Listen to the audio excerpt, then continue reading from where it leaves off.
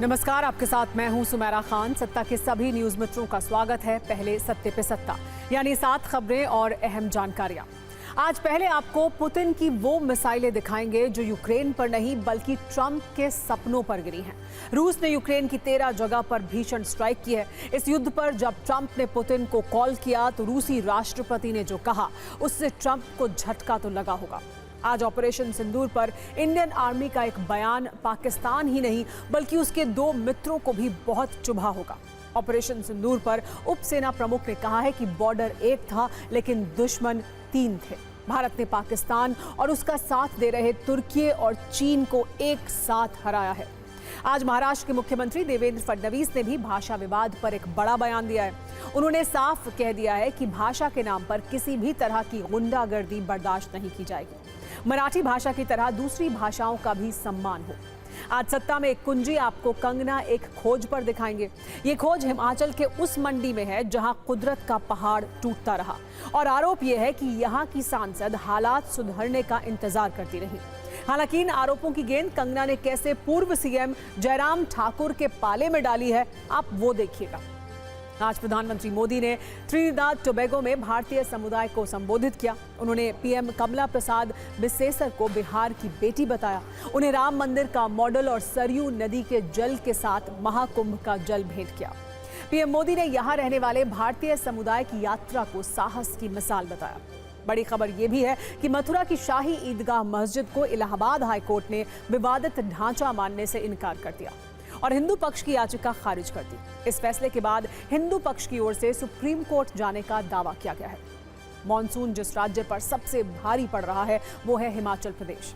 यहां से कुछ चिंताजनक आंकड़े सामने आए हैं। अब तक बारिश से जुड़ी घटनाओं में 69 लोगों की मौत हिमाचल में हो चुकी है और 15 दिन में लगभग 500 करोड़ का नुकसान हुआ है।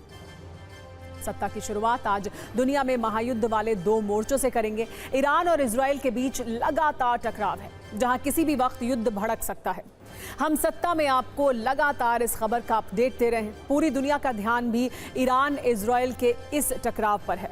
हर तरफ यही चर्चा है कि पश्चिमी एशिया में नेतन्याहू किसी भी वक्त महायुद्ध का ट्रिगर दबा सकते हैं। दुनिया की नजर बेशक नेतन्याहू पर थी, लेकिन इस बीच रूसी राष्ट्रपति व्लादिमीर पुतिन ने यूक्रेन की बर्बादी का बटन दबा दिया। रूस की तरफ से यूक्रेन की राजधानी कीव पर अब तक का सबसे भीषण हमला किया गया। रूस की तरफ से कीव पर 7 घंटे तक लगातार मिसाइल और ड्रोन हमले हुए।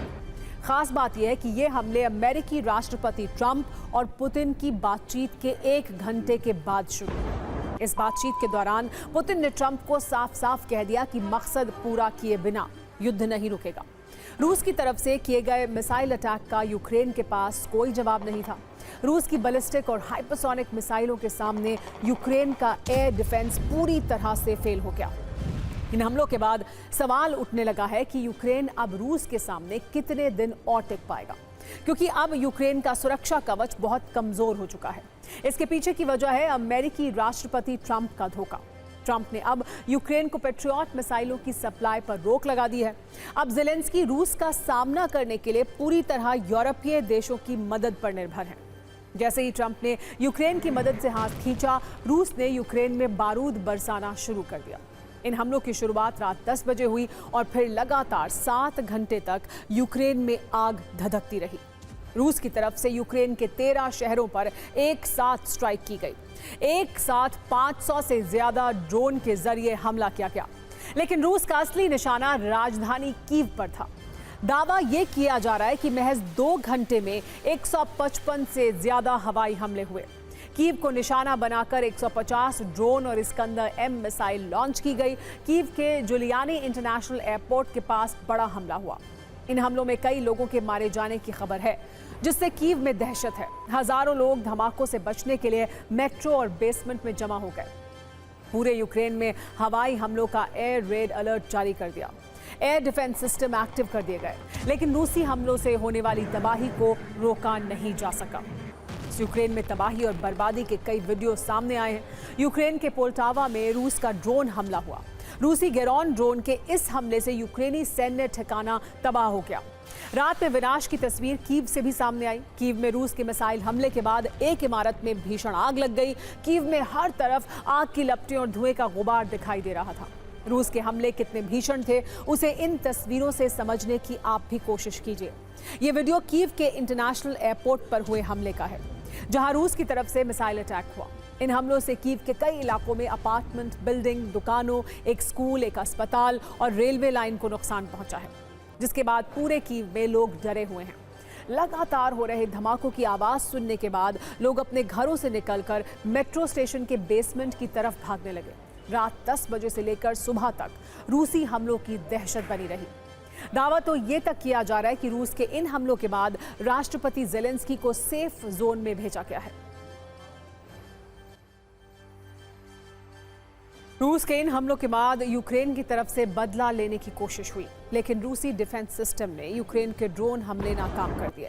इस बीच खबर यह है कि पुतिन अब इस युद्ध को जल्दी से जल्दी खत्म करना चाहते हैं और उन्होंने इसके लिए यूक्रेन पर भीषण हमले करने का फाइनल प्लान तैयार कर लिया है।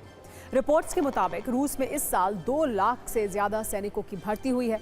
ये 14 वर्षों में रूस का सबसे बड़ा भर्ती अभियान है, जिसके तहत महीने में 30 से 45 हजार सैनिकों की भर्ती हो रही है। इन नए जवानों को युद्ध लड़ने के लिए यूक्रेन भेजा जाएगा, क्योंकि पुतिन अब युद्ध को लंबा नहीं खींचना चाहते हैं। वो यूक्रेन का ज्यादा से ज्यादा हिस्सा कब्जा कर ज़ेलेंस्की को सरेंडर करवाना चाहते हैं। यूक्रेन पर रूस के इन हमलों के बीच किसी की सबसे ज्यादा चर्चा है तो वो है अमेरिकी राष्ट्रपति डोनाल्ड ट्रंप, क्योंकि वो खुद को सीज फायर चैंपियन समझते हैं। हर सीज फायर का क्रेडिट लेकर नोबेल वाले सपने देखते हैं, लेकिन अपने आप को सीज फायर वाली परीक्षा का टॉपर समझने वाले ट्रंप के पास पुतिन के बारूदी सवालों का कोई जवाब नहीं है। रूस यूक्रेन सीज फायर की परीक्षा में वो फेल हो गए हैं। दूसरी बार राष्ट्रपति बनने के बाद ट्रंप बार बार पुतिन से फोन पर बात कर रहे हैं, उन्हें सीज फायर के लिए मनाने की कोशिश कर रहे हैं। ट्रंप ने पुतिन से एक बार फिर फोन पर लंबी बातचीत की।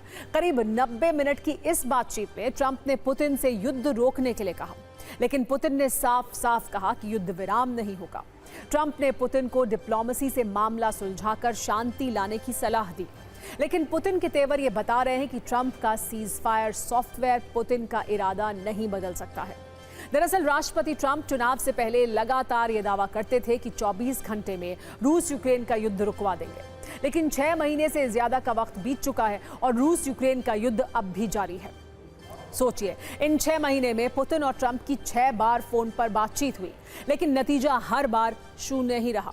दोनों के बीच पहली बार 12 फरवरी को बात हुई थी, जिसके बाद ट्रंप ने पुतिन की तारीफ भी की थी, लेकिन ट्रंप की तारीफ से पुतिन के तेवर नहीं बदले। अब तो ट्रंप खुद कहने लगे हैं कि वो रूस और यूक्रेन के बीच फंस गए हैं। इस बार तो सीज फायर के मुद्दे को लेकर पुतिन ने ट्रंप को साफ साफ शब्दों में समझा दिया है। ट्रंप ने पुतिन से कहा कि यूक्रेन के साथ युद्ध को जल्दी खत्म किया जाए, लेकिन पुतिन ने कह दिया कि युद्ध नहीं रुकेगा जब रूस अपने लक्ष्य हासिल कर लेगा, जिस पर ट्रंप ने उन्हें बातचीत का भरोसा दिया। लेकिन पुतिन ने साफ किया कि युद्ध विराम से पहले ज़ेलेंस्की को नेटो में शामिल होने की जिद छोड़नी होगी। साथ ही पुतिन ने यह भी शर्त रखी कि रूस ने यूक्रेन का जो हिस्सा जीता है उसे यूक्रेन को नहीं लौटाया जाएगा। ट्रंप ने खुद कहा कि वो पुतिन के साथ हुई बातचीत से खुश नहीं है। ऐसे में सवाल है कि क्या पुतिन की इन शर्तों के साथ सीज फायर हो पाएगा?